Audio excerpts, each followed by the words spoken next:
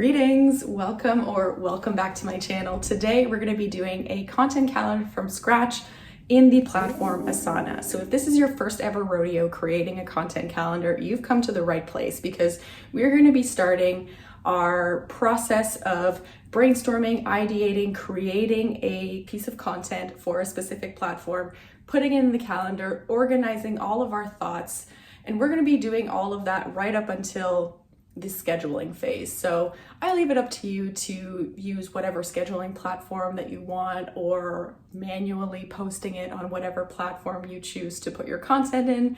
But this is kind of going to be a little bit of my process on how I create a content calendar that is cohesive for myself and for my clients as well. Trust me, in the past couple of years, I have tried so many different ways to create a content calendar. I've done Google Sheets, I've done physical content calendars, I've tried multiple different platforms. And I just really wanted to find a spot where I can have everything all in one place. So where I can create my ideas and do a little bit of brainstorming and also have the calendar there so I can organize my thoughts and everything. And I just felt like some of the platforms didn't really have that for me. So I decided to use Asana as my task manager, but also as my content calendar so that it's all in one place. And when I create my tasks for the day, I can easily find them all in Asana. So without further ado, let's head on over to my computer and we'll create a content calendar together. We are here in my Asana, and for the purposes of this video, we're going to be making a brand new content calendar from scratch. So this is currently the content calendar that I use. It is not as extensive as the ones that I use for my clients, but for the sake of this video, we'll be doing all of the things, putting together everything that you need to know. So first things first, we're going to be going here and doing a new project or portfolio. So here, once we go into new project, we will start with a blank project. And my starting view, I usually go into calendar. I've recently really been liking the board view as well. So in this video, I will show you how you can use both at the same time. And you can use them for different purposes, but still have a great overall experience. So this project name, we'll be doing test content calendar, just like that. And we will create the project. So right here in your test content calendar, it will show you your calendar view first. So how I like to go about each and every single content piece is I will create the content and I will put the date of when I would like it to go out to the world. So instead of going with dates of when to finish tasks necessarily, I will put in the date of when I'd like for it to be done, so that once I click complete, I am like done with it. Like it's out in the world, it's good to go, it is done. So for this, and it'll kind of make more sense on the content calendar as well.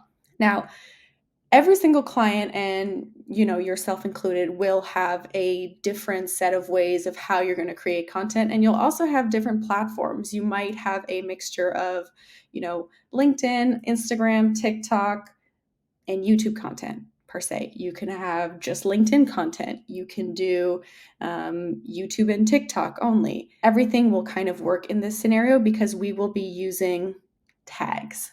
So the most basic way of doing the content calendar is, obviously, you will have your content view and you'll be putting some content ideas. So content number 1, and you'll put kind of what you want your content to be. And this is the easiest way that I will jot down any ideas, is I will put them where I want to place them. And then if I want to add any more description for me to kind of go back to it and remember exactly what I thought of in terms of that idea, because it has happened a lot that I have put in an idea, came back to it and said to myself, what the heck is this? It doesn't really make sense in my head. So try to put as much description as possible when an idea pops into your head. So kind of, maybe it all started with this idea, and you can kind of either go with maybe a script that you want to do, or kind of do a little bit of background info on what you want your content to be. So this is kind of the basic idea. Now we can go into a little bit more details now after this. Now that you've got your content idea down and about, you put who you're assigning it to. So I'm going to put it to myself. We're in the content calendar, and the next thing to do is to add some tags. So it has happened a lot that I will have a content idea and I don't want to just put it on Instagram. Maybe this content idea will be good for TikTok, Instagram, and YouTube.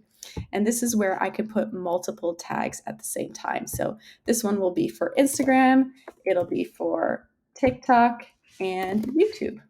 The reason why it is so great to have tags is, number one, it'll color code it for you. So you'll be visually able to see what kind of content goes where, and you'll kind of be able to use this as a frame of reference whenever you're creating some of your content ideas. So let's say I have a content idea number 2 right here. I open it up, I put a little bit more description, and I will also put in my tags. So you can add whatever tags that you want. If you're doing a LinkedIn as well, you can create a brand new tag, color code it, and Bob's your uncle. You'll see here now it's like beautifully color coded. So if you have different ideas for different platforms, it'll still all be in the same content calendar. I will open this up again and show you, this is really just the ideation process. You'll have your description here, and you'll be kind of be able to put into words a little bit of what you think the idea is going to fully form into. Now, I tend to even put the copy on here once I've finished the whole spiel.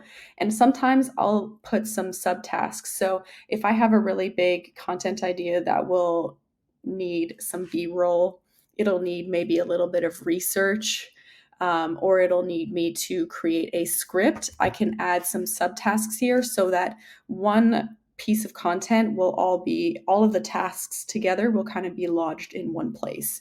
Now, your subtasks might not be necessarily due in the same day as when you're posting it, so you can put some different dates on here as well. But always put your due date as the date that you want to schedule it on. So right here, I'll say like film some B-roll and research.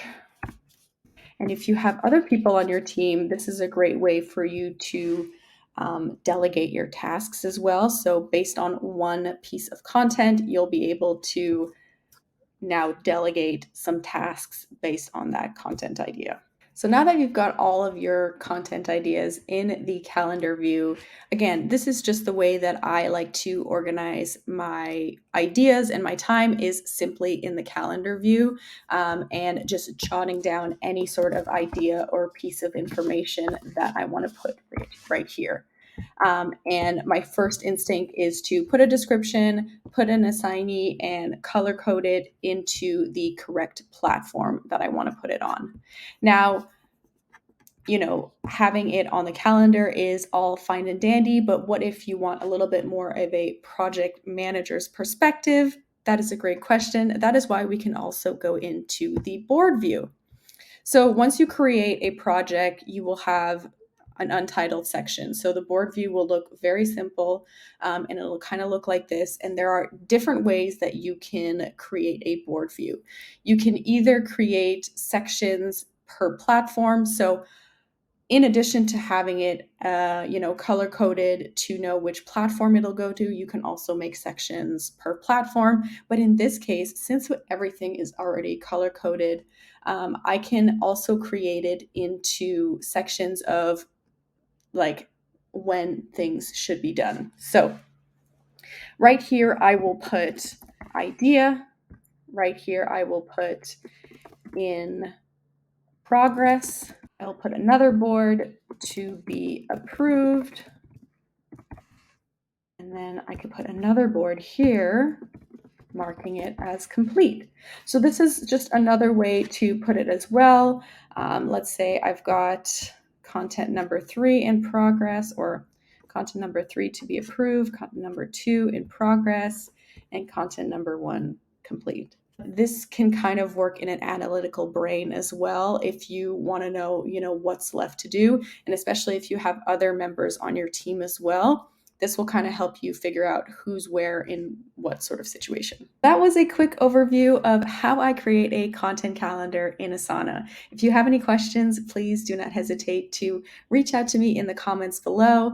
And again, this is just the best way for me to create my content, create my tasks within my content. And so I know exactly what tasks I need to do for what day in order to get to my final scheduling day so that everything comes out in the right time at the right place.